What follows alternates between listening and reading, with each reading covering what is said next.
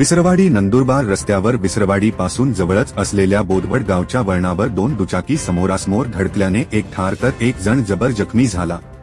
काल दुपारी 1:30 वाजेच्या सुमारास सुरेश धीरजी पाडवी व रवी संभाजी वसावे राहणार नवापाडा तालुका नवापूर हे दोघे जण त्यांच्या दुचाकी क्रमांक MH39 AF 6704 ने वडफळी येथे जात असताना विसरवाडी नंदुरबार रस्त्यावरील बोदवड गावच्या वळणावर समोरून भरधाव वेगात येणाऱ्या मोटरसायकल क्रमांक GJ 19P2965 ने दुचाकीला जोरदार धडक दिल्याने सुरेश पाडवी रस्त्यावर दूरपर्यंत फेकले गेले, तर रवी संभाजी वसावे जबर जखमी झाले। जखमींना ताबडतोब विसरवाडी ग्रामीण रुग्णालयात उपचारासाठी दाखल करण्यात आले, मात्र सुरेश धीरजी पाडवी यांचा उपचारादरम्यान मृत्यू झाला, तर गंभीर जखमी रवी संभाजी वसावे यांची प्रकृती चिंताजनक असल्याने त्यांना तात्काळ नंदुरबार जिल्हा रुग्णालयात हलविण्यात आले।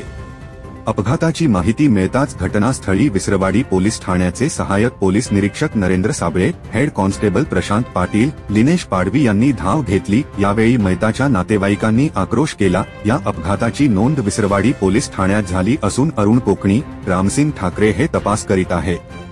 श्री न्यूज साठी राज मेटकर, विसरवाडी।